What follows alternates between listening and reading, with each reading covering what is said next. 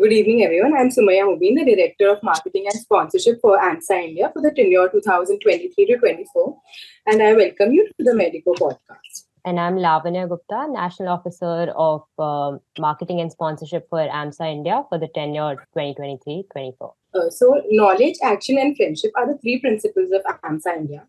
And via this podcast, we extend a way of friendship and knowledge to our members. Today, we have with us Dr. Dhruv Chauhan. Dr. Dhruv is a health activist, assistant medical superintendent in a hospital in Delhi. He was awarded Medical Influencer of the Year by NBE Executive Director. He is also an MMA martial artist, medical influencer, YouTuber, international rated chess player, as well as a national zonal coordinator for IMA MSL 2021 to 2022. We ardently welcome you to the medical podcast, sir, and thank you so much for joining us today. So let me know, sir, when you'd like to begin, and we'll begin with the question. Yeah, absolutely. Thank you so much, Sumaya, for this introduction. No, you're welcome. So you were recently awarded the Best Young Medico Achiever Award by the Health Minister, as I mentioned earlier.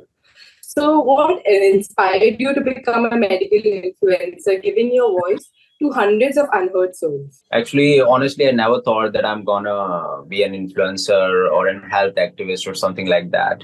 For me, or everything that I started with was just a meme. Okay, it was just a medical meme that I started with, which people call ki yaar, that time ke, what are you making memes and all does not make you pass the exams and all. But I never listen to anybody. I'm always like mad in doing what I do, so I just kept doing that. And I made memes. I just went to YouTube, made some videos which didn't work that time. So I came to Twitter, and when I started writing on Twitter, I posted memes and medical correlations, and people used to like it. It get viral. I saw it on many pages which I used to follow. And suddenly this kept growing. And at that time, it was around COVID time, COVID pandemic time. So people, of course, they used to reach those people who had reach. And at that time, I've developed this reach and this audience. So, of course, I started helping people, and this helping and all things led to a chain reaction, which, brought me from a medical mimer to a medical health activist. So it was like a cycle. You can call it a crab cycle of medical activism. That's quite interesting how you put it, sir. So you were also honored for a medical awareness and stress management session at the Institute of Chartered Accountants of India. So can you please tell us, sir, how did you react to highly stressful situations or deal effectively with personal stress in your own job as a doctor? Yeah, actually, see, the handling stress is an art. And we are medical students. That's why we fail it most of the times. Okay. So basically what happened is that, the problem with people that they don't understand is how to handle the stress in their day-to-day life. And if I tell people, the people know the solution, but they cannot act on it. The life hack is very simple to, have a stress-free life. And I won't say stress-free life. I would say a stress-balanced life, right? So it's like you don't have to escape, firstly. You don't have to overthink, secondly. Overthinking and escape. This is the trap in which most of the medical students, most of the people around the world just gets trapped in. Okay. So rather than getting trapped into it, what you have to do is to analyze the situation, deal with the situation. Instead of overthinking, instead of wasting the time on overthinking, spend the same time in solving the problem.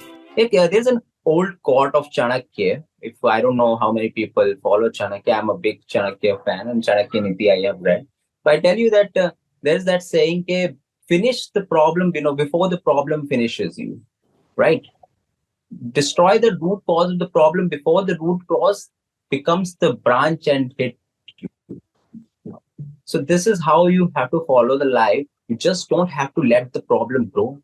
It's just like cancer. If you let it develop, it will lead to stages. Inki progress humse zyada hoti hai life. So do not let them progress. Rather, you progress and just hit them. Definitely. So that's quite valuable advice that we'll try to incorporate in our lives as well. So Can you tell us about how did you manage your unconventional extracurriculars of chess and martial arts with the academic burden of medical school? So, what is basically your productive hack which you use? Okay, so actually there is not a productivity hack. There is that very simple equation of life which says, okay, do the work you love or love the work you do. If you're really doing the work you love, there won't be a single minute, single hour, single day that you will spend, you will feel like you're working. For example, is there anything that you like, that you just enjoy and just you just keep doing it and still not get tired? Everybody has Yes, different things like that. For me it was my chess. For me it was my martial arts. Of course I never used to get tired doing that, and for me it was the same profession that I have chose. So when you are doing everything that you love, when you're doing everything that you wanted to do, when you're doing everything that you dreamed of, and you just listen to yourself rather than listening to the world, then of course you're not feeling like you are working something. You are just enjoying it, and you don't feel stressed in anything you do with love. So that's a very simple hack. You just do the things, and even if you are in a profession, or even if you are doing something that you didn't want it to do, but in some peer pressure or something you are doing, then include something from outside which you enjoy doing. Okay? The problem with people is that they think कि medical में आ गए हैं, so we won't be getting time enough to do our extracurricular activity that earlier we used to do. I give myself my own example that I kept my chess. I am an international chess player. I kept my chess continue despite being in a medical college in my first year, in my second year, in my third year, in my fourth year onwards, and still doing it. I never left it. And that is the only reason I always won gold in my chess during my first year, second year, and onwards. Okay, I never left it. So these are your skills. Do not miss them. Take it up. sir. That's very difficult in our field, especially to find time for the stuff like which is not associated with the medical books and the academic curriculum which we have. So, how do you remove time from that? How do I manage time? Okay. Yes. See, Yes. every see this. I said that life is a game of priorities. If you have a priority, you can find out the time. We have 24 hours. Everybody is having 24 hours. In the same 24 hours, someone is doing their academics, someone is doing the extracurricular, someone is leading to. So, like recently, you must have seen a lot of examples. There is that and somebody has won some gold or something in archery, and some people. Everybody is doing so good. There are so many examples in this field also that are very popular. We have many examples. Like that from AIMS Delhi, even, which is the highest academics institution, where people are doing their side by side things, getting popular, doing a lot of stuff, earning money from the first year itself. Not just that college, multiple colleges. I know multiple. I don't want to name them, okay, but everybody knows them. They are doing well in their field, doing well. There is that memer. I won't name him right now, okay, but that memer used to make memes. I was inspired from him to make memes. And that guy, scored All India rank 1 neurosurgery from AIMS New Delhi, and currently is a neurosurgeon in AIMS Delhi. Okay, and that's a very famous meme as well. Okay, so those people who knows it will understand it anyway. So I always like those who say these are all time waste. No, it's bullshit. You can manage anything. It's all a game of priorities. Only thing is that how you make the routine, how you plan things in life. Everything that takes away your stress is how well you are planned in your life. You don't have to stress for the future. You have to be planned for the future. This is the life hack. Thank you, sir, for that life hack. With the shift in the postgraduate examination from NEET PG to next, what do you think medical students should change in their approach to preparation for them? Okay, I guess the exam. I don't know why people are stressed for this next exam. I don't understand. The point is that uh, we are knowing that this exam is going to happen since very long. Okay, so for those like 2020 batch or these batches, the new batches who knows that they have to give next year, they are not new. They know it since beginning. The problem, I guess, is with those people who are not prepared for it. Earlier, the exam was like you have to give a NEET PG exam. Okay, after your MBBS university exam, okay, and after internship. Now it's just combined. So combined means you don't have to prepare for an exam and keep it stressed over here. You have to just give the exam. You are passing your NEET PG or not passing. You are clear with that in your same university exam. You don't have to stress further and further. So that's a that's a solved thing for those MBBS batch just for whom it's going to be applied. But it's a little unsound decision for those who have passed and prepared according to the NEET PG pattern. Okay. Those who are not prepared for that pattern. And okay. So and those who are preparing since long and have not passed NEET PG yet. For them, it might be difficult.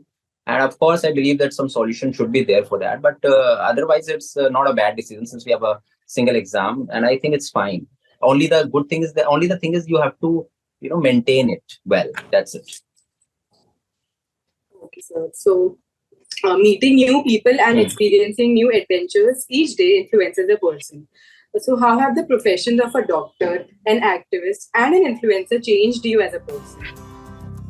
Well, see, it changed my perspective to see things.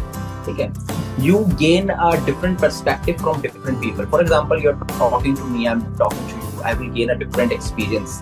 You will talk to some other activists, influencer. They will give you a different perspective of life. It doesn't mean that their perspective or my perspective, if something is my right or something might be their right. They have a different perspective. It's a multi-dimensional world. Those who still live in the 2D dimension don't understand that there are 24D. Okay. So, and there are 72D, and there are 300 plus D if you go to the universal level, and there are multi-universe level, and there are multiple galaxies, and there are multiple universes. So, it's a very broad range. As many people who have their own universe set of thinking, and that's what makes them special, right? If you're, if you're talking to someone who is at some level, they must have set some thinking which is different from the rest.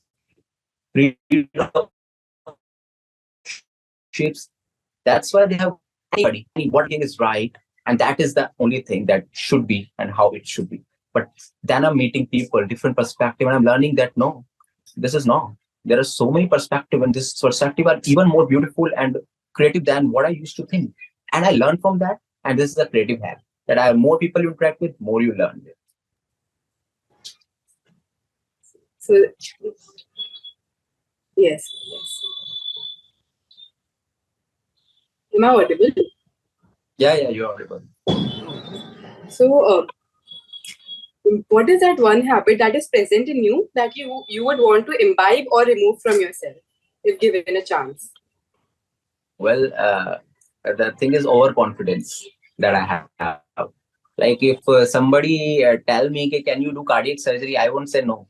I will say yes. The only thing is that you have to give me the opportunity. Now, this is something negative in one sense and something positive in one sense. Positive, why I'm saying, because overconfidence is never a good thing. But how I can say it positive, because in such a stressful environments like medical profession, in medical colleges, when you go with overconfidence, it automatically comes down to a very low level. So the overconfidence turns into just confidence or a little bit. It's if there are more negative energies, less positive energy. Now, if you have too much positive energy and there are similar negative energies, so plus minus minus and something might be left. That's a kind of a mathematics that I use on my own. Okay. So the thing is, yes, overconfidence should not be there, and I have that, but I take it as a positive thing. Sir's audio and video is getting interrupted. No? So I just asked him to manner that I do every time. Sir, actually, your connection got lost while you were saying. Actually, your connection got lost. So could you just repeat it? Okay. Yeah. So I was saying, overconfidence is a thing that I always want to remove for me. If you tell me, can you do cardiac surgeries? Can you do neurosurgeries? I am that guy who would never say no. I'm that guy who would say, I'm ready to learn and let me do it, at least. Then I will tell you whether I can do it or not. Now, somebody told me a very beautiful thing, like, can you say that you are a that you are a good, if you have not learned swimming, can you say you are a good or bad swimmer? No. If you say you are a bad swimmer, you have never tested yourself. Unless you test yourself and put yourself into some situation, and after that you say, no, this thing is not made for you. You just never have to say you are bad at something. You're not bad at something. You're just not skilled or trained enough for that thing. So that's a very simple thing that is in my life, and I'm a little overconfident person something, and I obviously want to do it. So that's great to know. Moving on. When the conditions were worsening in the pandemic, you were one of those who was working relentlessly. What was your motivation and calm in the chaos of COVID-19? Well, the cows was, of course, everybody know what the cows was. My calm was that when everyone is panicking up, okay, I was the only, not I was the only, but amongst my friends and fellows, I was a hope because they used to see me, that this man has a medium, this man has a platform, and this man has a audience who might help them. So whenever somebody used to ask me, can you help me in this? Can you help me in providing this medicine, remdesivir? Can you help me in getting an oxygen? Of course, I'm not having the oxygen cylinders, but I was having a big platform where thousands of people were following me. And I knew that if I post something, so at least out of those 10,000, at least one person would follow or one person would help. Okay? So with that hope, I used to keep helping whosoever used to come and whatever the possibility was. And since my possibilities were a little bigger, then there were absolutely times when I really helped people, and that was a time of both the blessings and good and bad phase. So of course, yeah, I was a hope to those people, and I just helped them, and that's it. So that's very inspiring to know. Thank As the medical profession is typecast with too much to study and heavy books, can you describe the medical profession as you perceive it, and what do you think are the misconceptions of the medical profession? See, the thing is, this profession is like a grinder. Okay? It's like a mixie grinder, and somebody has put you in and forgot to switch it off. So you're just moving and moving and moving and moving. Okay. So it's like that. Well, jokes apart, this profession is, of course, of course, different. I tell you a very famous story. May I don't know. Some people might have heard it. Some people know. A man goes to this engineer who was repairing this mechanic who was repairing this auto vehicle engine, and he mechanic asked 500 rupees for that repairing that engine. Now the same person goes to a heart surgeon and asks the price for the cardiac surgery, which is basically the engine of our heart, our engine of our body. And he said, "Okay, can I get 5 lakh?" So it was such a big difference, 500 and 5 lakh. So he said, the cardiac surgeon said, "Okay, you don't have to compare our profession with others, because ask the other person to repair the engine while the engine is working. Okay? They cannot repair it while the engine is working, and we are repairing it while the engine is working. Their heart is working, and that's what makes it a big difference." So, and of course, this profession is noble. This profession is beautiful. This profession has hopes, blessings, lives. There's so much connected to it that cannot be just described in words. No, it's a full of emotions. If you go to ICU, if you go to casualty, you will understand that people see you as a hope. They just see you as a god at that time. You are not a god, they should understand, but still, this is the beauty of this profession. So that's beautiful view of the medical profession. So there are many moments in our lives where we feel accomplished with a sense of achievement. Have you ever experienced a heartfelt moment of achievement and pride that has really left an impact on you? See, I feel it every day. I have not kept a single day for my achievements. Of course, I had many achievements, but I just feel that every day is an achievement. Every day is a day of gratitude, and every day is a day of optimism. Okay? The moment you just wake up from the sleep, that's the moment of gratitude, and that's the moment which you should cherish. So I believe every day I'm accomplishing something. There is not a single day which has gone when I have not helped somebody. And when, of course, a lot of people ask you for help. This is happening in my college, this is happening in my life, I'm getting toxicity, I'm getting this, my sati or my senior sir harassing me. A lot of incidents like this, they reach up to me because they think that, yeah, this man can help me, this man can help raise this issue. Even if I can't help, I can raise this issue, and somebody who is in capacity to help might help, or it might reach the people. So, yeah, I see that every day I feel accomplished when I help even a single person. Okay. So that's a good sense of, it feels good to have this, you know, power or whatever you can say. So the optimism that you have is very rare to find these days. Thank you. So people regularly use the words like I'm depressed or I have OCD, which are quite complex disorders, which you also have talked about on your YouTube channel. So how much as a doctor do you feel these emotions are justified? That's a medical student syndrome. The people, most of the people with their half knowledge diagnose things. Now, if you diagnose things with half knowledge, of course, you are going to be, leading to cancer, like the Google takes you. ठीक है, like वो एक joke नहीं था कि like I searched on Google कि what is the cause of my headache, and उसने कहा कि मुझे 4 दिन से है ये, मतलब the person says कि मुझे 4 दिन से है fever, तो उसने कहा गूगल ने कि ये तुम्हारा आखिरी है परम. ठीक है, so it's like that only. Just don't diagnose yourself your own. Just go to that specialist who belongs to that because he has worked for it. ठीक है, उसने भी बहुत मेहनत करके वहां तक पहुंचा होगा. Let's go to him. Let's go to her. That person who is accomplished enough to help us. ठीक है, rather than doing that, people just suppress their thoughts, suppress themselves, try to escape from themselves or their problems, and end up just depressing themselves. You have to understand, what depression is, what OCD is, and you can understand it well if you go and seek help from someone who knows what it is. Okay. That's what I believe in. Yes. So what, according to you, is the most difficult part of becoming a good doctor?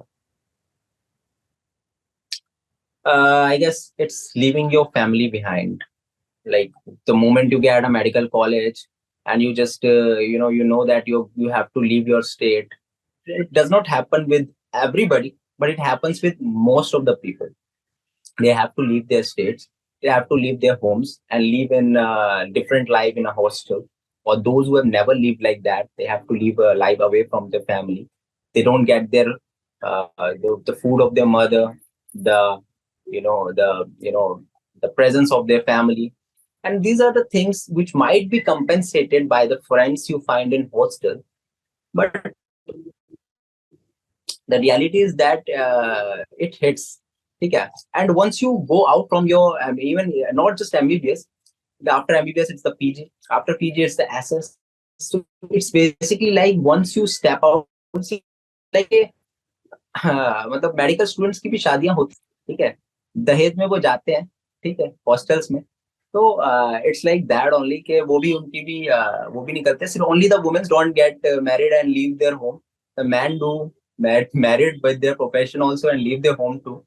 So yeah, it's a sacrifice thing जो कि और professions में होती है, पर इतनी नहीं. उन 5 साल बाद उसे पता होता है कि पीजी के लिए पढ़ना है, उसके बाद उन्हें पता है एसआरशिप के लिए पढ़ना है, उसके बाद उसे पता है एसएस के लिए पढ़ना है, एसएस के बाद पता है उसे फेलोशिप पढ़ना है, फेलोशिप के बाद ही थिंग्स के यार अब तो बाहर भी जाना चाहिए. बाहर जाने के बाद उसका वैसे ही इतने सालों से वो घर से कटा हुआ था, उसे घर रहने की आदत भी नहीं हो सकती. तो leave part but one of. Yes, sir, I agree with you. Being one of the most influential people on Twitter, what is your take on social media? How do you think how much do you think we can rely on it for communication? Well, see, be it social media or anything. Okay. For example, there is an example can the same antibodies, right, that helps you fight infections can cause you autoimmune reactions. So the thing is a thing of balance. Okay. And the thing is also not just balance. Yeah, the thing is also to rely by self-checking things. you don't have to rely on the social media information just because you see something. Okay? Most of the things are not true. Most of the life that influencers pretend to be is not true. Most of the life the celebrity shows, Sushant Singh Rajput, there's an example of so many celebrity and artists dying of suicide and dying of depression. So many we have seen cases. So everything that appears on it is not true, and this is something which we need to understand. So yes, I believe that first of all, coming to the misinformation part, try to self-check the misinformation that you see on social media, and then only rely on it. It would be better. It would be always good. And Baki, yeah, we talk about the social media. Yeah, during the pandemic, it was the one of the best source helping people. It helped more people than our government or any. Yeah, both the perspectives are there. Yes, sir. Sir, we have a few questions from our listeners also. So one of the questions is, when will next be implemented, and what will be the benefits for the foreign medical graduates? Okay. So, see, one thing people need to clear is that I just cannot rely on what NMC says, first of all. Okay. I am that person, of course, who knows people from NMC, but even they do not know. The thing is that they have mood swings. If they tell you Actually, your something, they can voice change is it tomorrow. getting interrupted. Okay. Yeah, I guess might be due to internet connection. 1 second. Yes.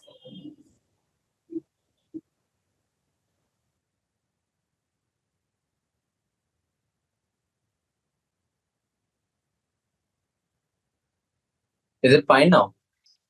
Yes, sir. Okay. Yeah. So where was I? Sir, the NMC, you can't Okay, allow it. NMC. So the thing is, NMC has more mood swings than anybody else. They say something, they change the next day, and they be like, "Oh, really?" So they are not even sure for what they're doing because they do something, the ministry says something, somebody else says something, and they change up. They get pressurized or not. They just do what they want eventually. So yeah, but thing is that yeah, as per now, 2020 batch is the batch that is supposed to give next 2020 batch. But if again NMC has a new mood swing, so I cannot confirm or say the confirmation. But as per the current news, it's 2020. Okay, sir. And sir, how do you think this will affect the foreign medical graduates? Well, it should not affect foreign medical graduates because for them also it's gonna be a same exam. But in fact, this is gonna be a similar exam for both of us, like foreign medical graduates and us. So they don't have to give they won't be differentiated like they are passing a different exam, and we are passing a difficult exam, or they are passing a less difficult exam, or everybody would be in the same criteria because 5 years we are spending doing our MBBS, 4.5 years we are doing our MBBS. They are doing it the same outside India. Eventually, both of them are coming to a stage when both of them are tested. So let's see who is more capable or who is capable enough to become a doctor. So eventually, this will I guess I believe personally that this will help create, sorry, not create, break the barriers of the discrimination that happens. यार ये FMG है, ये है, ये IMG है, ये private वाला है, ये गवर्नमेंट वाला है, ये एम्स न्यू दिल्ली का है, ये किसी कौन के कॉलेज का है. So I believe this will help break the barriers. Okay, sir. So as a doctor, one of the most difficult things to do is be the bearer of the bad news. How do you cope with the emotional toll of patient losses that you might have faced? Okay, see, you don't have to break anything to anybody in just the same moment. You have to give it like a steroid doses, right? You have to just, before, like, for example, some patient comes to you, okay, and the condition is critical. Make sure the patient attendants knows it's critical and don't try to be confident enough कि नहीं, he is going to be all right. When you tell them कि no, everything will be fine, and then eventually something goes wrong, they just blame you कि नहीं, you must have done something because our patient came fine and you are the one who said this, right? So you have to be a little psychologically fit here and document it. See, most important part of all these things is documentation. This is the most important need as you will come into this profession. People understand doctor, this documentation is most important. So make sure everything is consented, documented. And yes, breaking the news is of course bad, but you have to just put it in pieces. You just don't have to break it like this. Just take it slowly. Just give it like a slow dose. Just don't, put it entirely on that. Okay, sir. Okay. So moving on to the next question. As a assistant medical superintendent, how do you maintain a balance between work and your personal life? Please give us some insight on that. Well, see, I told you like I'm already doing everything that I love. Okay. So of course, for me it's not difficult. It's not difficult even if I do if I be the assistant medical superintendent, or even if I become the medical superintendent, or even if I become the dean, I would still be doing the things with the same balance. As I told you, everything is a game of balance. The same potassium inside you that balances your life and helps your body, helps your heart pump. The same can cause you hyperkalemia and can kill you with the same. It's all the game of balance. It's all the game of priorities. You balance things, you plan things, you just schedule things, and you just follow that schedule. Instead of following what the world says, you just do it perfect. And that is the simplest solution to any. Sir, that's great advice. So, do you think improving the communication between doctors and patients will help reduce the increasing rates of violence against doctors? And how can doctors prevent themselves from getting attacked by patient parties? See, as I said, here the documentation is the most important thing. Why the patient attack? And the thing is, there are two perspectives to the situation. The first is, yes, we are lacking the security. Okay, how many patients or how many patient attendants can a single doctor handle? He can handle only either the patient or the one or two attendants. Now, if the people come in mob, even if you are a martial artist or even if you have a gun in your hand, they can just throw it out and just beat the shit out of you. And you just cannot handle the mob with 20 people, 30 people that are coming and hitting you in their ICUs, in your casualty, in your hospital. When the security guards protecting you are just, protecting you with a wooden stick.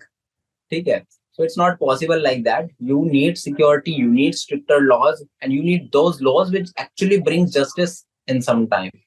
Not like हाँ भाई वो हो गया and then you're just doing this अपनी matrimony बना रहे हो बाद में तुम क्या नाम है चलो इसको sort out कर लेते हैं settle कर लेते हैं.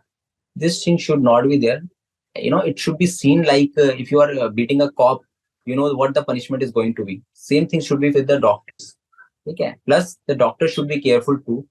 The doctor should never do anything without document, without consent, and that should be very clear. So, in case if something happens to you, if any legal matter comes to you, you can present yourself safer. Yes, sir. We'll keep that in mind. Sir, how was observing surgeries in second and third year different from actually performing it? How did you gain the confidence to work hands-on in the operation theater? Well, it was like you are watching a Chinese movie with a Japanese subtitles. Okay. So performing and seeing the real things were of that much difference. Of course, in the anatomy books and what you used to see in cadaver clearly, this artery is partner. Of course, this is not the same with the real body in OT, because at that time there's a lot of blood. There's a lot of blood spilling and तुम blood को भी soak कर रहे हो, suction कर रहे हो blood का, and then you are seeing कि ये structure है इसमें तो you just get lost कि हाँ ये वही structure है. It's very difficult to do that in the first year, so second year, third year.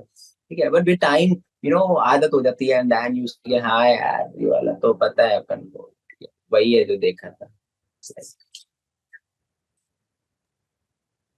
So who was one of your most supportive mentor throughout your medical journey? Well, honestly speaking, as such, I don't have any mentor. ठीक है. Yes, I have, a few people, ठीक है, who are not even alive today. So the one whom I follow a lot and I followed a lot during my MBBS and journey in my whole life is Osho. ठीक है. Osho, I don't know if you know about him or not. Many people do know. I'm a big follower of Osho. Okay. Apart from my, Gita and all, the one whom I follow is the Osho, who is, actually very much into practical life and literally has all the solutions whenever I have any problem. So I guess I call him my mentor or call him my guru, okay, or call him anything. But that's the thing. Lucky rest like that. Okay, sir. So, in your opinion, what is the most important personality trait someone would need to work in to have in the medical profession? Okay, so I guess the most important thing profession is not that you have a good view, it's just that you have a good consistency. As long as you're consistent, even a man with a lower IQ can do wonders profession. Only thing is you have to be consistent. And the most important thing that I always believe in that is very much hard to do something bigger in your life is madness. When you're crazy and we are mad about something, you just literally achieve the wonders in that field, in that thing you're about to do. Even this madness and craziness has worked a lot for me. Not a lot, but I have seen this is working in life of every person who has done something in their life or something big in their life. This craziness is the root, the is a key, you can say, to that level of success that people reaches. Madness, you need that. So that's very motivating to hear.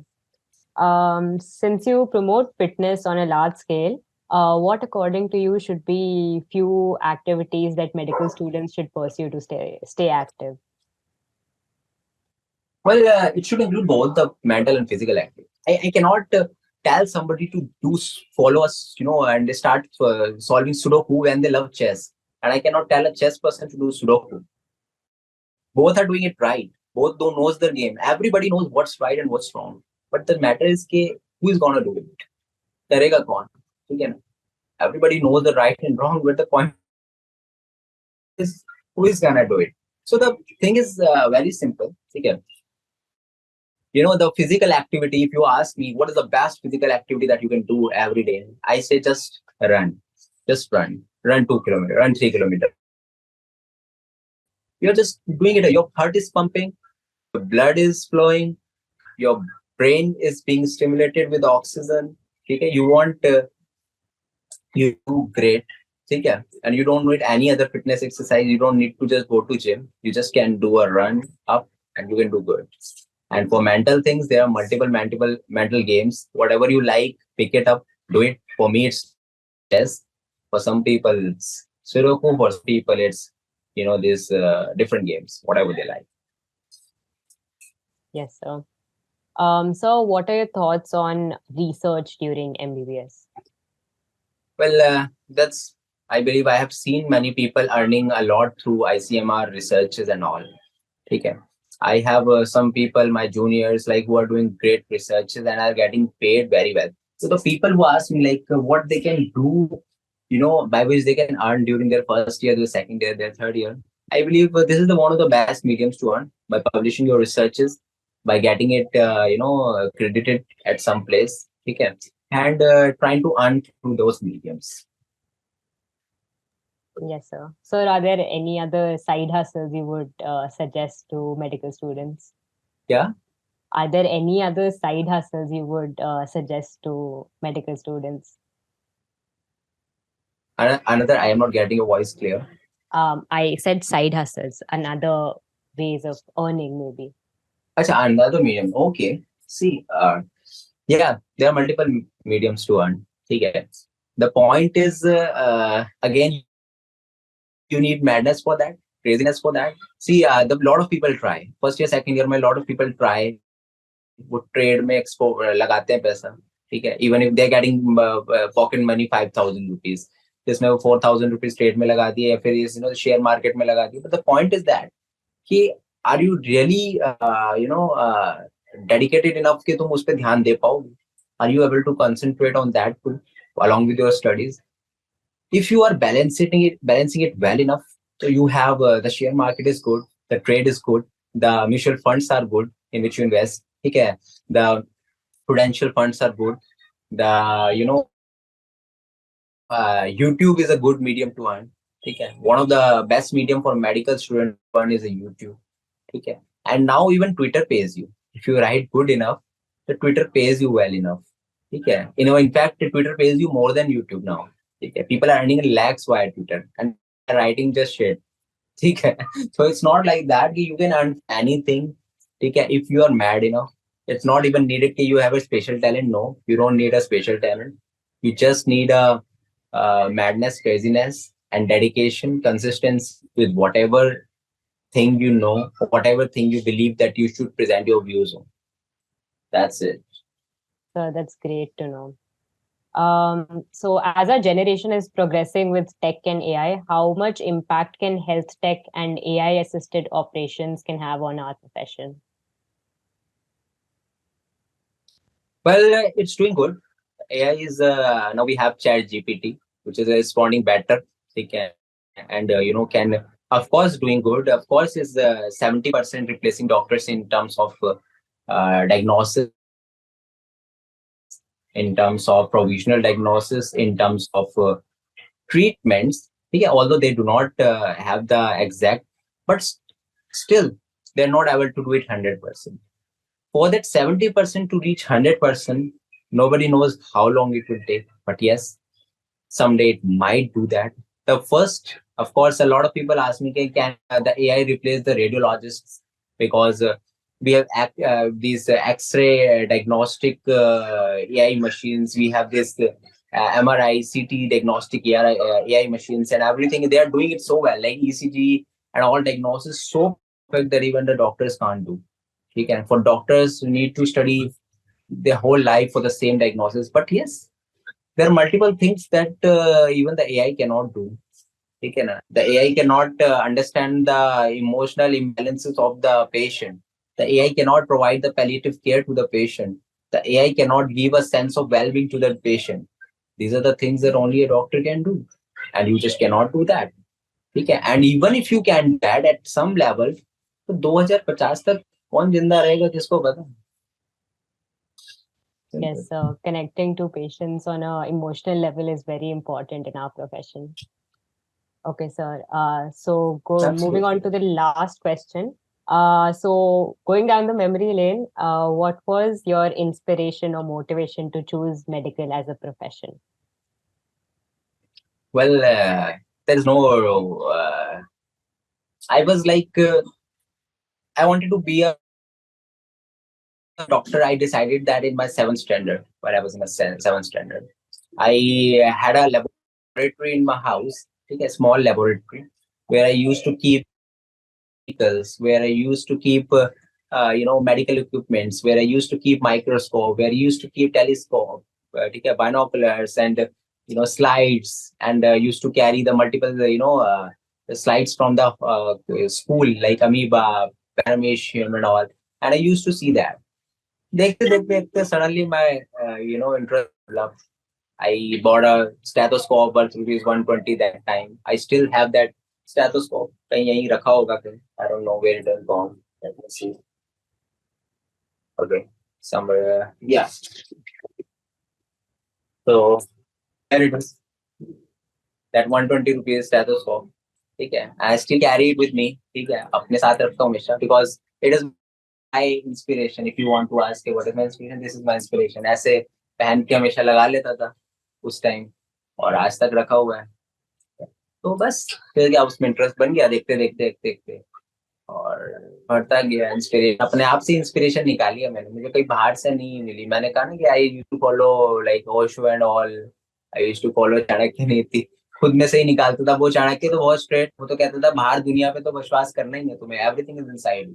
ठीक है, if you trust the world outside you will die of the expectations. ठीक है, that will never be completed और might be completed but again will come into stress form. So अपने आप से रखो, अपने आप से जो अपने आप में करो, you will enjoy good enough, you don't need anybody else. Yes, so it was great talking to you. You're very inspiring and motivating. I hope you enjoyed the podcast. And it was very pleasant to have Yeah, such absolutely. conversations with you. Any last remarks? Thank you so much. No, I think you forgot that avdhana wala question, that memory wala question. There was a question I remember in which you were like, you asked me कि किसी ने तुम्हारे उन्होंने question में पूछा था कि memory improvement and all का कुछ पूछा था. Yes, sir. One of yes, sir. So they asked how to study fast and how to retain more information. Yeah. So actually, a few days back on my Instagram, I posted somebody asked me how to remember things faster and how earlier people used to do it well. So, be it a lot of people, earlier used to have an ancient technique, okay, that was called avadhana, okay.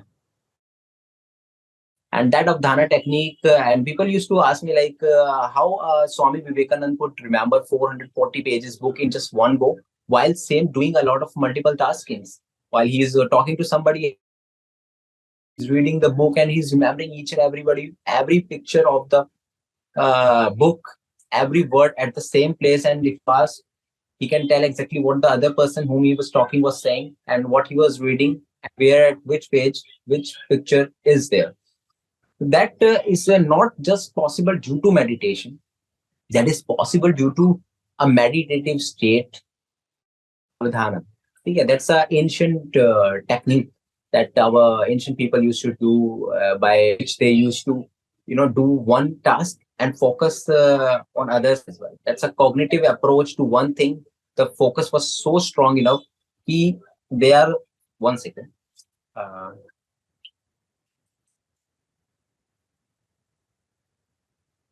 Yeah. Okay.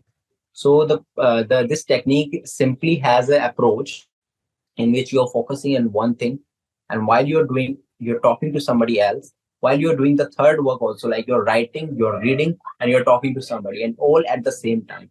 So this is kind of the technique that a lot of people who were earlier very much who were having a lot of multitask used to do, and they could manage the 24 hours as 72 hours. ठीक है, वो 24 घंटे के अंदर से ही 72 घंटे निकाल लेते थे by doing this technique. And if you go and how to do this technique, so basically everything demands time and years of practice. This technique can also be done. This technique also has gurus. But the point is that can you sacrifice your years for performing this technique or learning for this technique? That's all. Even people can learn telekinesis. People can learn hypnotism. People can do it literally. Okay, but the point is, can you spend your life on your journey, or do you have time enough to practice all this? That's the entire. Sir, it was great listening to you. Thank you so much for teaching us so much in this short conversation. I hope we can have you again on our podcast. Yes, sir. Thank you so much. Would love to. I hope you enjoyed the podcast. Thank you. Yeah. I enjoyed your smiling faces. Thank you, sir. Thank you, sir. Thank you.